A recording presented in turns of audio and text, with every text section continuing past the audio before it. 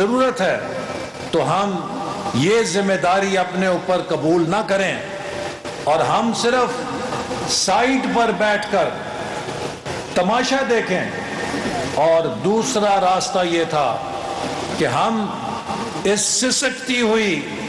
دم توڑتی ہوئی معیشت کو سنبھالنے کے لیے فوراً اس کو اٹھا کر سینے سے لگائیں، اپنی گاڑی میں ڈالیں، ہسپتال لے کر جائیں اور اس کو دوبارہ بحال کرنے کے لیے اپنا قومی فرض ادا کریں۔ ایسا کرنے کی صورت میں ہمارے سیاست پر، ہماری مقبولیت پر اگر کوئی حرف آتا ہے تو اسے ہم قبول کریں اپنے ملک کو بچانے کی خاطر۔ اس لیے کہ جب آپ کی ماں سسک رہی ہو تو بیٹے پر لازم ہوتا ہے کہ وہ اپنا آرام نہ دیکھے، وہ اپنا کاروبار نہ دیکھے، اپنا آرام، اپنا کاروبار، اپنی ہر آسائش کو چھوڑ کر بھلا کر اپنی ماں کے دکھ کو اپنے سینے سے لگا کر اس کو دوبارہ صحت یاب کرنے کے لیے اپنا کردار ادا کرے۔ تو مسلم لیگ نون کے قیادت نے بھی یہی فیصلہ کیا کہ ہم پاکستان کو، جو ہماری دھرتی ماں ہے،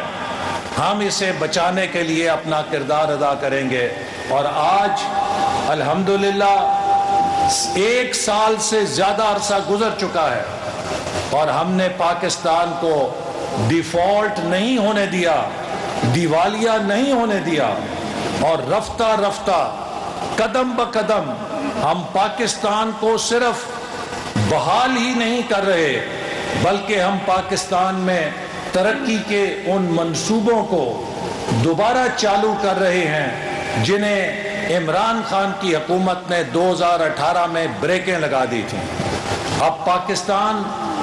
آہستہ آہستہ دوبارہ ترقی کی طرف اپنا رخ متعین کر رہا ہے۔ ہم نے پاکستان کے لیے روڈ میپ تیار کر لیا ہے، جیسا کہ 2025 ویژن کا روڈ میپ تھا کہ ہم نے کس طرح پاکستان کو دنیا کی پہلی 25 معیشتوں میں لے کر آنا ہے۔ آج ہمارے پاس ایک 5 ایز فریم ورک ہے جس میں ایکسپورٹس ہیں، جس میں ای پاکستان ہے، جس میں انوائرمنٹ ہے، واٹر اینڈ فوڈ سیکیورٹی کے ساتھ، اور اس میں انرجی ہے، چوتھا ای انرجی کا ہے جس کے لیے آج خرم دستگیر صاحب ایک اس کے منصوبے کا افتتاح کرنے آپ کے پاس آئے ہیں، اور 5واں ای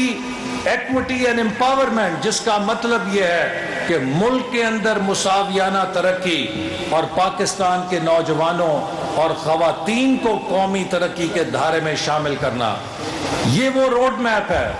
کہ اگر ہم اس پر اگلے 3-4 سال تک کمر بستہ ہو کر عمل کریں، جیسے کہ 2013 میں ہم نے اپنے 3 ایز کے پروگرام پر عمل درآمد کیا تھا، تو 2017 میں دنیا پکار اٹھی تھی کہ پاکستان 2030 تک دنیا کی پہلی 20 معیشتوں میں آ جائے گا۔ ہمیں اللہ کے فضل سے یقین ہے کہ یہ جو 5 ایز یا 5 ای کے 5 نکات ہیں، اس کے اوپر اگر ہم پوری قوم کو یکسو کر کے عمل درآمد کریں تو 2035 تک پاکستان $1 ٹریلین کی اکانومی بن سکتا ہے۔ $1 ٹریلین اکانومی بننے کا مطلب یہ ہے کہ پاکستان میں ہم تقریباً غربت کو بہت نیچے لے آئیں گے اور پاکستان میں بے روزگاری بھی ختم ہو جائے گی۔ ہمارے نوجوان بہتر مستقبل کے لیے اپنی تعلیم اور اپنی صلاحیتوں کو بروئے کار لا سکیں گے، اور پاکستان دنیا کے اندر ان نوجوانوں کی ذہانت کا فائدہ اٹھاتے ہوئے ایک انفارمیشن پاور کے طور پہ پہچانا جائے گا۔ ہم ایک ایٹمی طاقت ہیں، لیکن اب ہماری اگلی منزل یہ ہے کہ ہم نے پاکستان کو ڈیجیٹل دنیا کے اندر ایک انفارمیشن پاور بنانا ہے، اور اس کے لیے تعلیم کو عام کرنا ہے، نوجوانوں کو کمپیوٹر کے سکل دینے ہیں، اور اس حوالے سے وزیر اعظم عنقریب اس لیپ ٹاپ سکیم کا دوبارہ اجرا کر رہے ہیں کہ ہمارے ہر نوجوان کے ہاتھ میں جو یونیورسٹی میں پڑھ رہا ہے وہ ڈیجیٹل انسٹرومنٹ آئے، لیپ ٹاپ آئے، جس کے ذریعے وہ ڈیجیٹل اکانومی کا ایک پروڈکٹیو ممبر، ایک کارآمد ممبر بن سکے اور وہ دنیا کے اندر پاکستان کا جھنڈا ڈیجیٹل اور انفارمیشن دنیا کے اندر اونچے سے اونچا لہرا سکے۔ یہ حکومت ایک کولیشن حکومت ہے اور ہم وزیر اعظم شہباز شریف کی قیادت میں کوشش کر رہے ہیں کہ تمام فیصلوں کو اتفاق رائے سے کیا جائے۔ جب کولیشن ہوتی ہے تو اس کے فائدے بھی ہوتے ہیں اور اس کے کچھ نقصانات بھی ہوتے ہیں، اس لیے کہ فیصلہ سازی کرنے کے لیے آپ کو اتفاق رائے پیدا کرنے کے لیے وقت لگتا ہے، لیکن اس کا فائدہ یہ ہوتا ہے کہ اس کے فیصلوں کی ایک وسیع البنیاد سپورٹ ہوتی ہے۔ اسی لیے وزیر اعظم شہباز شریف نے ہمیشہ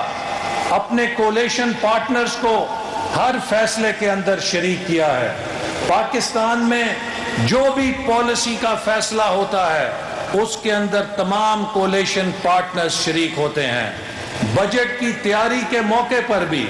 تمام کولیشن پارٹنرز کو شریک رکھا گیا اور کابینہ جس نے بجٹ کی منظوری دی اس میں تمام کولیشن کے ممبر شریک تھے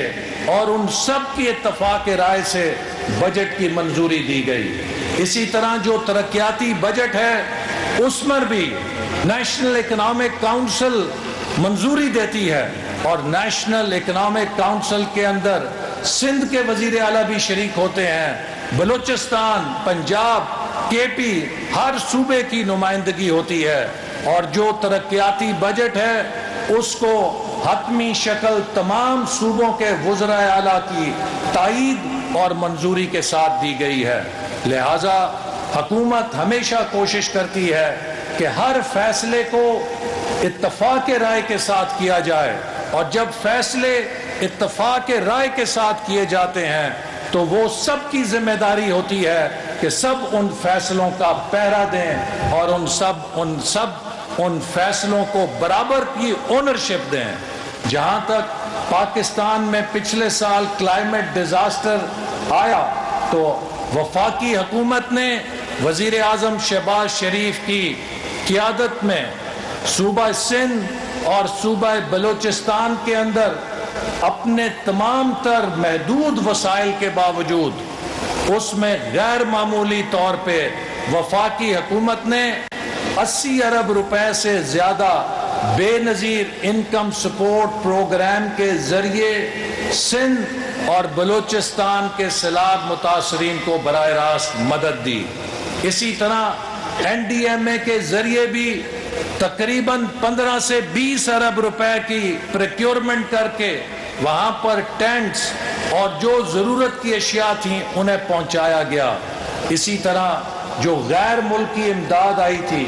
اس میں بھی ان صوبوں کو بھرپور طور پر اس امداد کا رخ وہاں پر موڑا گیا اور وفاقی اداروں نے اور صوبائی حکومتوں نے مل کر بے مثال طریقے سے وہاں پر بحالی کا کام کیا اور وہاں پر لوگوں کو دوبارہ اس سیلاب سے نکلنے میں مدد دی۔ جناب خرم دستگیر صاحب خود وہاں پر پیش رہے اور ان کی قیادت کے اندر